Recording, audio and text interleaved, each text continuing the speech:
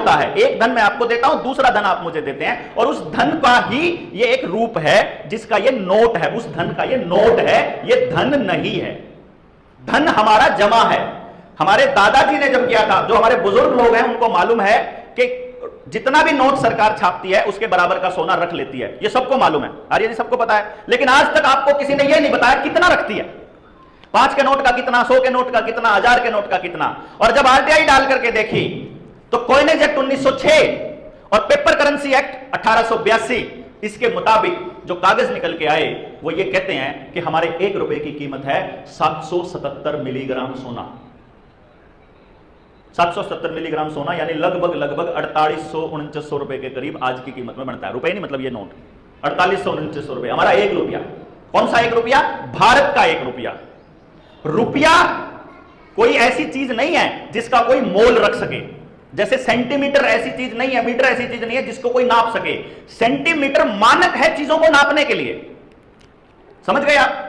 जैसे किलोग्राम मानक है भार को नापने के लिए, ऐसे ही रुपया एक मानक है धन को नापने के लिए, किसी की कीमत को नापने के लिए और विनिमय का एक साधन है। तो यह स्टैंडर्ड है और दुनिया का कोई कानून और दुनिया की कोई सरकार किसी भी स्टैंडर्ड की वैल्यू को ऊपर से नीचे नहीं कर सकती।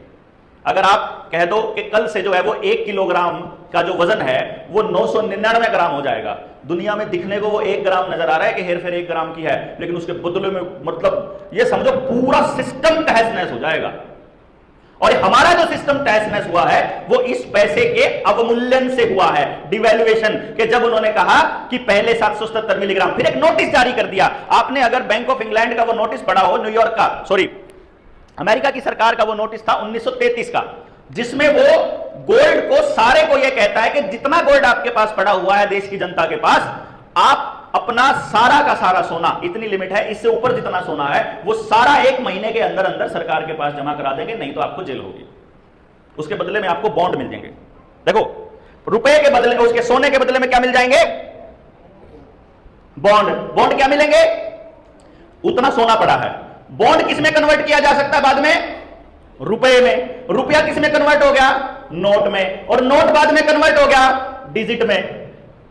आपके मोबाइल में आजकल डिजिट है, जाके अब बैंक मैनेजर आपको कोई लोन पैसा थोड़ी देता है लोन के नाम का, वो आपके खाते में लिख देता है, हो गया, उसी में आप कर्जदार हो गए, आपको कुछ नहीं दिया उसने। और एक और कमाल की बात, बैंकों की किसी ने आज तक बैलेंस शीट नहीं देखी।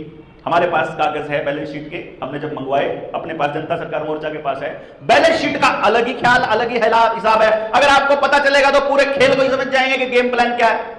मैंने शुरू में एक बात कही थी कि मैंने 100 करोड़ रुपए छापकर आपको लोन दे दिया, क्या वो 100 करोड़ रुपए मेरे पास बचे रहेंगे जब मैं आपको लोन दे दूंगा? कहां चले जाएंगे वो? मार्केट में। असलियत में क्या होना चाहिए बैलेंस शीट के अंदर कि इधर बैंक के 100 करोड़ मैंने मांग लिए, मान लो 40 करोड़, तो 100 के नीचे 40 लिख के माइनस करके मेरे पास रह गया 60 और उधर चला गया 40। लेकिन बैंक क्या गेम खेलते मालूम है?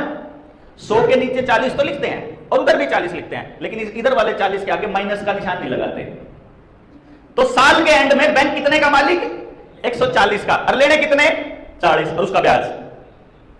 यानी बैंक जो है वो जितना पैसा आपको दे रहा है उतना ही पैसा अपने एसेट में जोड़ रहा है। आपने अगर केवल इतना भी लिख दोगे, कोर्ट में अगर किसी का केस चल रहा है आप में से साथियों का, कोर्ट में अगर आप केवल इतना लिख दोगे कि बैंक ने मुझे पैसा दिया ही नहीं, और अगर बैंक ने मुझे पैसा दिया है तो अपनी बैलेंस शीट लाके दिखा दो उसने कहां से दिया। अगर मेरे को दिया तो उसका कम होना चाहिए ना, उसका कहां कम हुआ है सिर्फ मुझे इतना दिखा दो, बैंक उसके बाद वापस कोर्ट में ही नहीं आता।